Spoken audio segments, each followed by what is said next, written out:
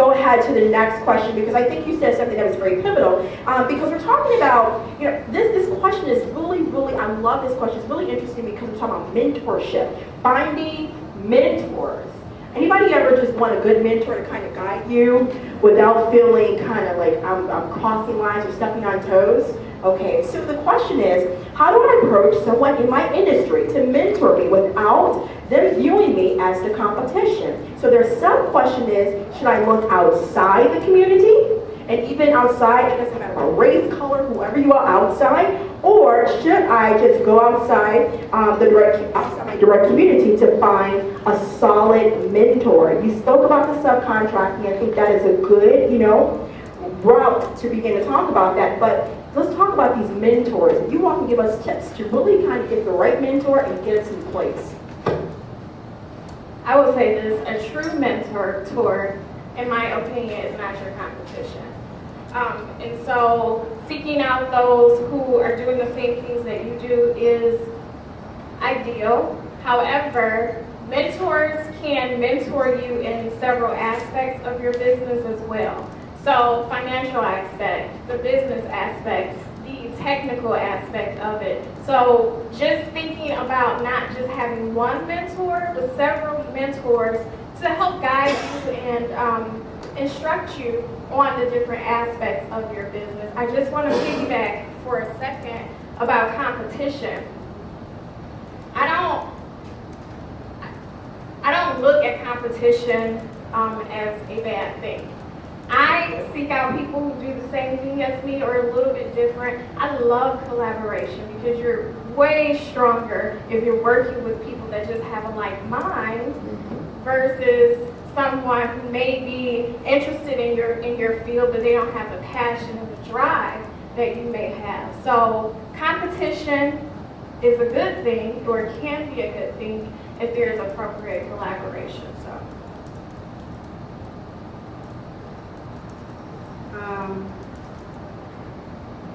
Really, if I have anything else to add to that. Are you a mentor? And if somebody let's say that there's a lot of people who are coming up in the business. What if I wanted you to mentor me? How would you talk about, I'm doing marketing, I'm doing designing. What kind of things would you give me? Because I think it works on both ends. Because what if you're the mentor? Imagine you and someone wants you to mentor them. What kind of thing, because it's a relationship that works hand in hand. Correct. Yes, I have served as a mentor to some up-and-coming graphic designers and marketing people, marketing specialists. And so, coming right out of school, not having a clue as to what they want to do. I didn't have a clue what I wanted to do. So, sort of giving them just some, just that foundational advice, being someone that they can just talk to. Just listen. I mean, a lot of times, I think in terms of what I've been able to do is just to be able to be a sounding board.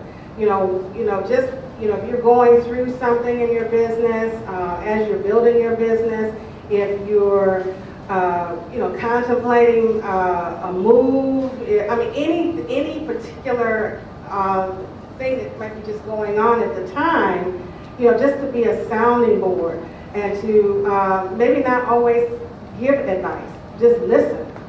And because a lot of times, we just want to bounce ideas off of people too.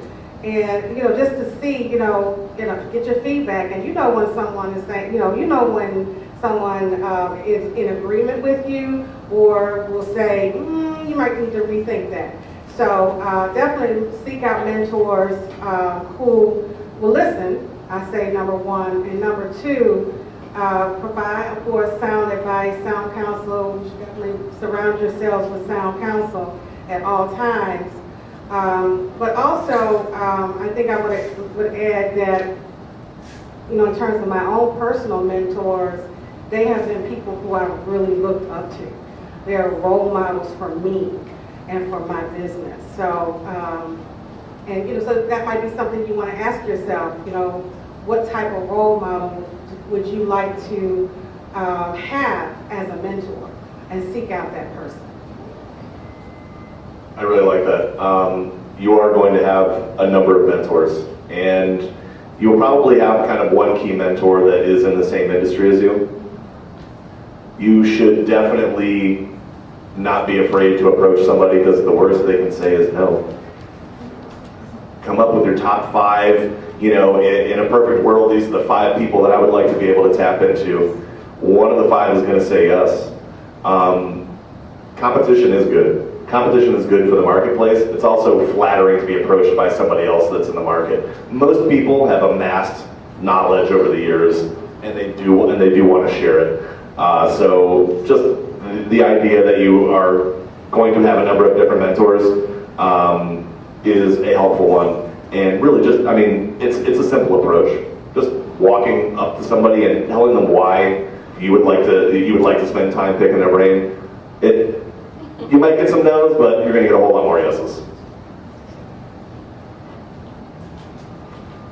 And may I add to just my little simple 2 cents. I think it's important to craft out the relationship when it comes to mentorship. For example, just going and think I'm just going to take all in. I think it's important to craft out what are your expectations in this mentor-mentee relationship. Write down, like you said, those 5 things and have a real clear expectation. Know that that mentor, I rely on mentors at times because being a real new business, I've done it so many years behind the scenes since 1998. Okay? And now taking it being the forefront, it's a difference when you're the leader and the visionary for your own business. So think about the visionary, they're always busy. So that small little window of time with them, maximize that. And another way is duplicate what they do so you can be flattering and say, because of you, I did X, Y, and Z. So I appreciate that with mentorships. Now, the next question we're going to talk about with branding, I know they talked about if you made a mistake, how do you, and this is another question, how do you fix it in branding? Let's say you went out there, you put yourself out in the marketplace and you made that, oops. How would you fix it if you can give how would you fix it? This is going to be a very emotional answer, but to be transparent. None of us are perfect. And so if you openly admit to doing something wrong, or even with your mentor relationship, your business partnerships, being transparent and really saying, hey, I'm not perfect, I'm gonna work on it though. Transparency is so key in business.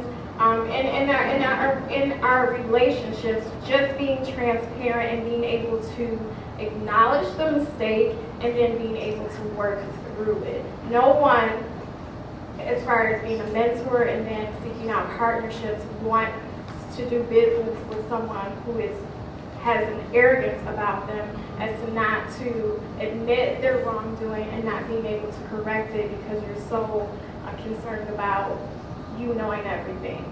So that's I would concur. I mean, anytime that has happened, I just want to, what can we do to make this right?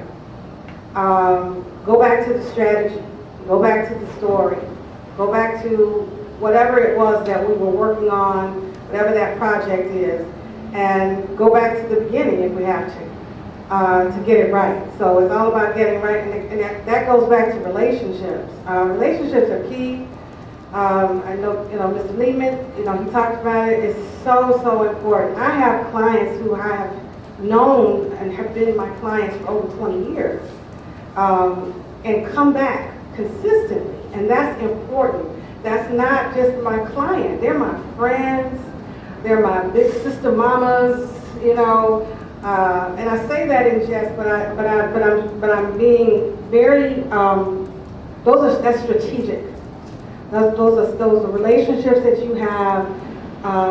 You want those. You want lifetime. You want to say, that I did work for X number of person. I was the sole person who did, the marketing for X person or company.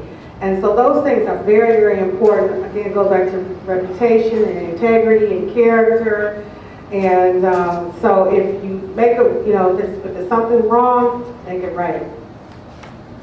I agree with a lot of what they've been saying, especially as it relates to your personal brand. If you've made a mistake, you have to be able to have the humility to admit that you made a mistake, and then to look to resolve it. separate from your personal brand, but from a business standpoint, especially startups and small businesses, you have to be ready to pivot. You're not going to do it perfect.